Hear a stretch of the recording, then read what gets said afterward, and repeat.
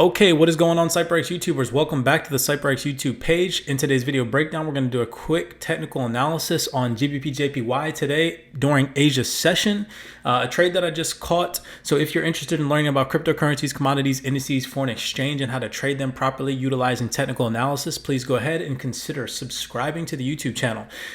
Beautiful execution today. Real quick, made $182 in about, let's just measure this out, in about 7 minutes and 35 seconds. I want to talk to you guys about something, and I'm going to show you guys the screenshots here on my MetaTrader. Here's the profit. The trade is still floating right now. Stops are moved to break even. Now, this isn't to brag or boast about making $182 in 7 minutes, okay? And that's not the most amount of money that I've made, and it was just a small trade testing out, trying to play some trades utilizing the strategy that I teach during New York session, attempting to put that onto Asia sessions price action. Okay, why? Because it's extremely excruciating to wake up here at like 3 o'clock in the morning in Los Angeles, California to catch decent moves during New York session. So I'm attempting to kind of transition to start trading Asia session. It's a lot more relaxful and peaceful here in the evening to trade. And so today, those methodologies worked out. So I'm going to break down that trade for you guys. Understand that in trading, it's not just about technical analysis. It's not just about knowing what price action is doing. It's about how you balance your entire life. It's about how you balance your family life. You guys might even hear my family in the living room right now. They're playing some games. And it's all about managing all of that.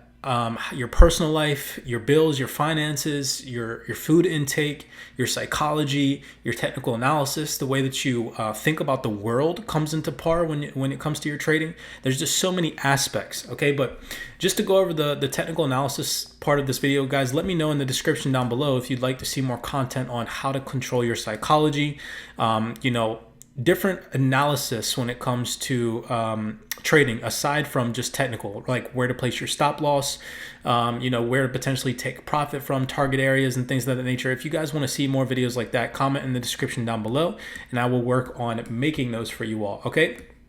But so to cover this trade entry here, on GBP/JPY, again, a Forex pair that I like to trade. I'm very prone to trading. It's my main currency pair that I trade. I also look at Euro USD and GBP USD. However, GBP/JPY is my bread and butter. This is the currency pair that I mastered that made me a profitable trader.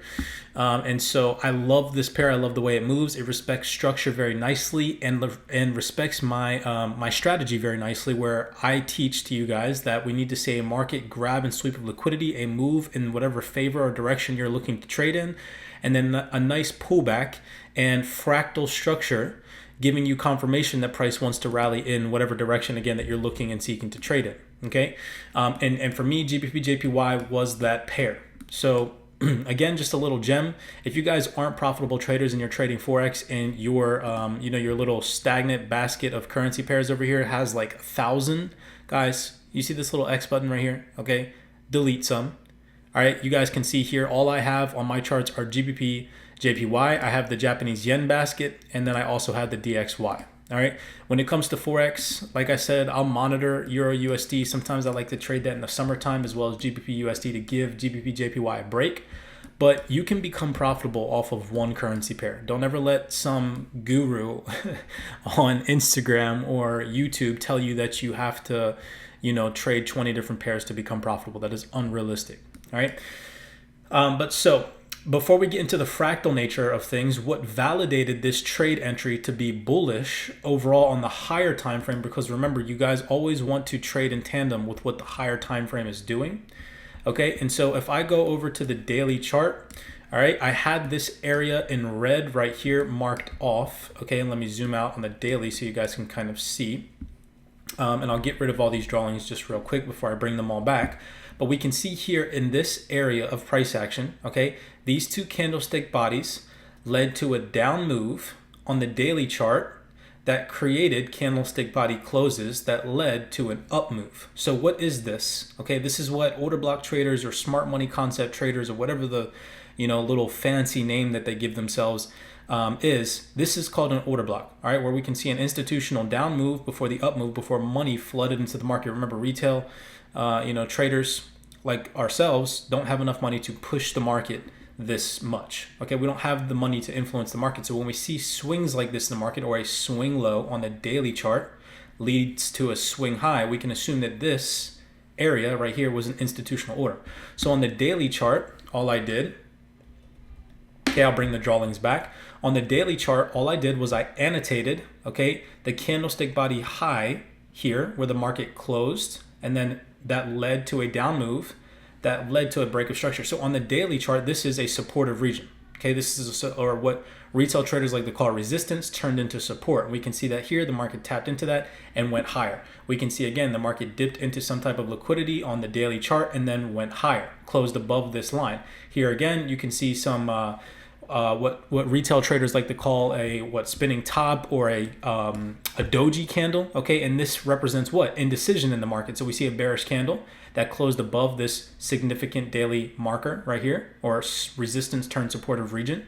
We can see indecision, and then the following daily candlestick did what? Tapped into the lows somewhere internally in this area and ran price higher. So again, we have another daily candlestick close above this significant level.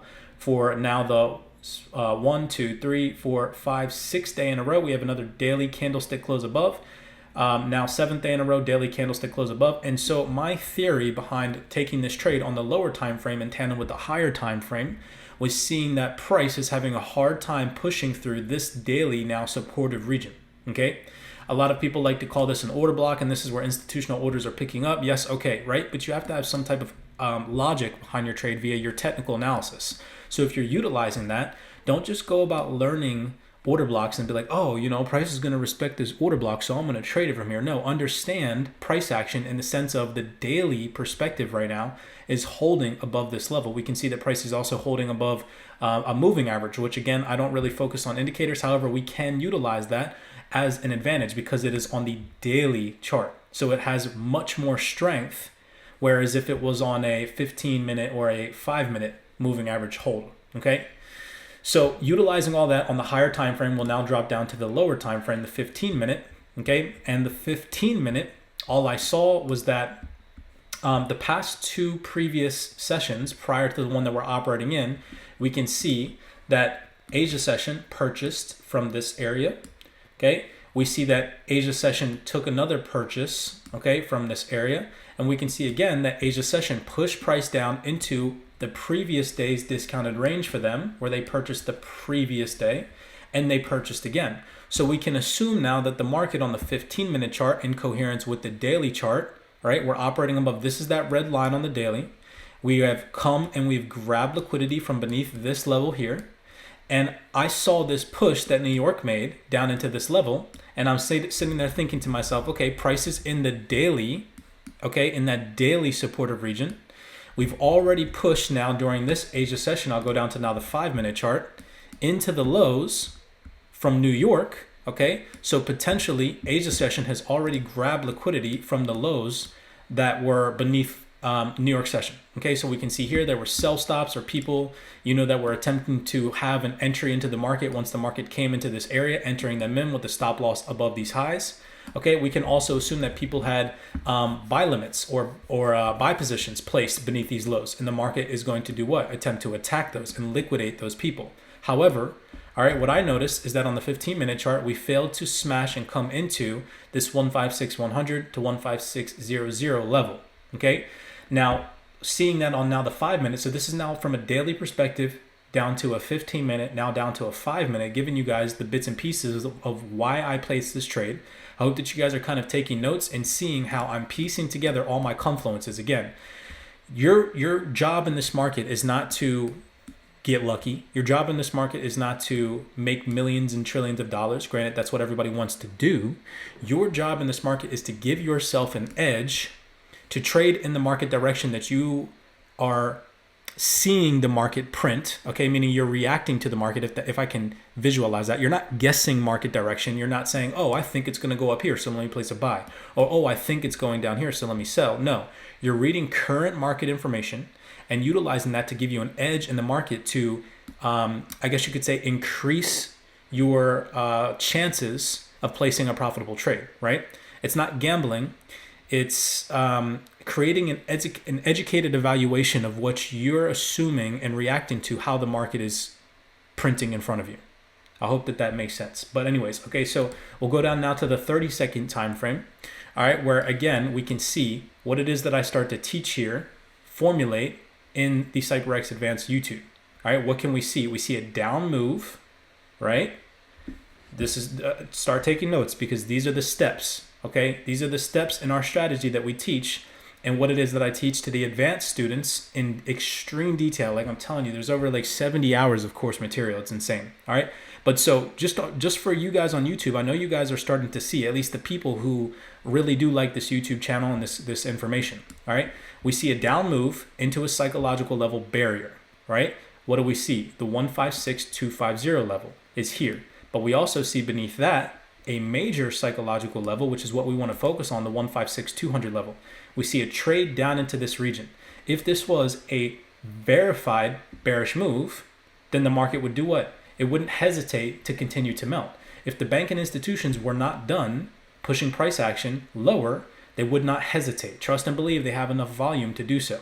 Okay, or momentum, whatever it is you want to call it, right? But as soon as we push into the 156,200 level, we see an immediate bullish reversal and match of momentum. What do I mean by that? We see previous market structure lower highs. We see one here, we see one here, we see one here, we see one here, and we see one here.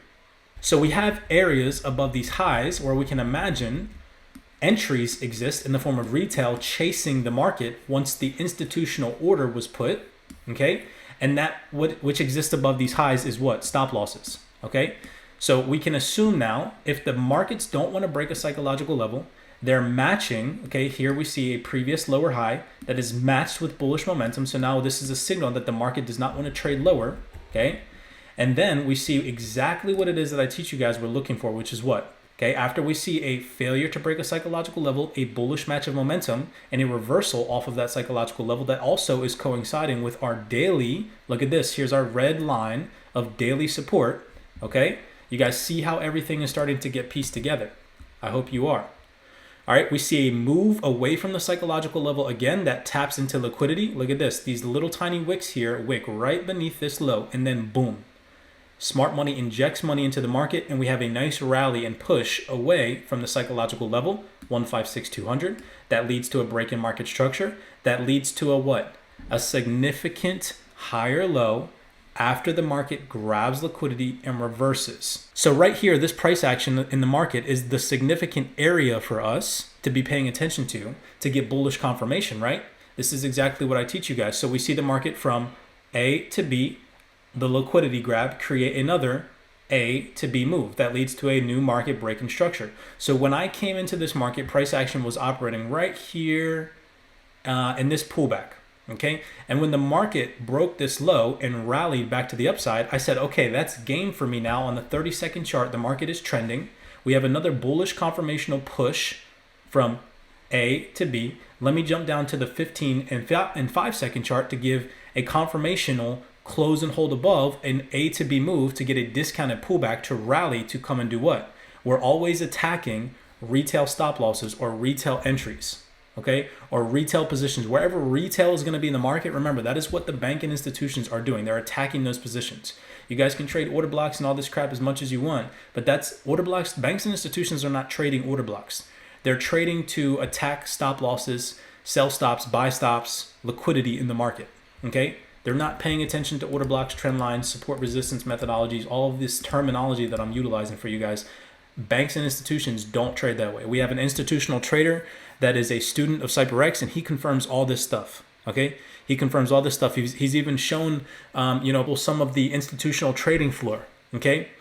And it's insane. It's insane to see that they have news before we do. They utilize computers that don't have trading view on them, okay? And all they do is press numbers and enter these psychological levels on a day-to-day basis to push money from A to B, okay? But anyways, okay, so back to the trade entry. Now we're operating here from this A to B move. So scaling down to the 5-second chart. All right, this is how I was able to catch that sniper entry. We see utilizing the same methodologies that we utilized here, where we see a liquidity grab that leads to a market breaking structure, that leads to a new significant higher low. Market breaking structure. If we wanted to enter here, that would have been valid. Why? Because we would have been drawing our Fibonacci after the market grabbed liquidity that led to a break in structure. Now we're looking for the significant higher low right here. Taking that over, we see that the market pushes down into 100% discount. There would have been a nice, beautiful trade. As long as you had your stops, room to breathe, you wouldn't have gotten stopped out. That would have been a nice entry right there. All right. However, I did not catch that because, like I said, I looked at the market when we were in this pullback and I wasn't able to analyze all that at such a fast pace. However, coming over here, same principles, same structure, same pattern that I teach you guys to identify. We see what? The market grabbed liquidity beneath these lows here. The market rallies, creates a fractal break in structure. Then the market creates a significant higher low that leads to a market break in structure. So for me, when I saw this grab of liquidity and the market set a significant higher low that led to a previous market break in structure, I said, okay, now if I want to get in on the moving train, all I need to do is take my Fibonacci from the A to B move, extend that over, set a buy limit for 79% discount or 70% discount or 62% discount, whatever floats your boat, just understanding that this is where institutional money usually picks up bids from, okay? Placing my stop loss nice and healthy beneath the 100% discount at about 156,300 psychological level. And we see that the market respects around 156,350 psychological level, and we have an injection of money into the market, all right? Now, my stop loss, okay, was beneath a previous higher low. And my target area number 1 was this previous high. My target area number 2 was the liquidity that rests above the previous high here. Again, if we look at the manipulation window that I teach you guys on the YouTube channel, from around 6 a.m. to 8:30 a.m., okay, we can see early buyers in this area, okay, and we can also see early sellers. So I'll highlight those for you guys.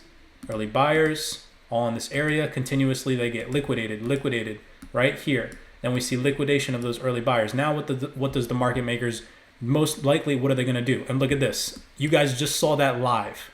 Just to prove my theory, okay? You guys just saw that live happen, all right? We were just operating down here, and the market just injected money over into, what are we operating at? 156,900. That was beautiful. All right, but, okay, to do what? To come and attack the early sellers pre-Asia session. So I hope you guys stuck around for that. So, and just the reason why is because the whole time, right, what did I tell you guys? On the daily chart, right? I'm so happy you guys got to see that live. We are what? We are what?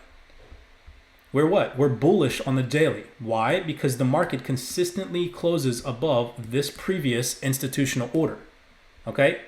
So let's see how GBP JPY plays out. Tomorrow's Friday. I don't trade Fridays. This was a beautiful, beautiful, beautiful Asia session. Still floating in this trade, still holding the position with 1.50 lots. I opened the position with 2 lots. Just a small position, just to try and attempt to test this methodology during Asia session. So I'll pull up the trade now. Yep, we're still in the trade. I entered at 156,356. All right, so blessings to you guys all. I hope that you all enjoyed this video breakdown. Beautiful, beautiful execution. Again, anybody that's interested in the mentorship, the link is in the description down below. For those of you guys who are beginners, we have a beginner section. We take traders from a beginner level all the way to an advanced level. If you're not going to join the mentorship, then at least make sure that you subscribe to the YouTube channel for any further video outputs. Blessings to you guys. As always, be cognizant, be aware, and I'll see you guys in the next video breakdown.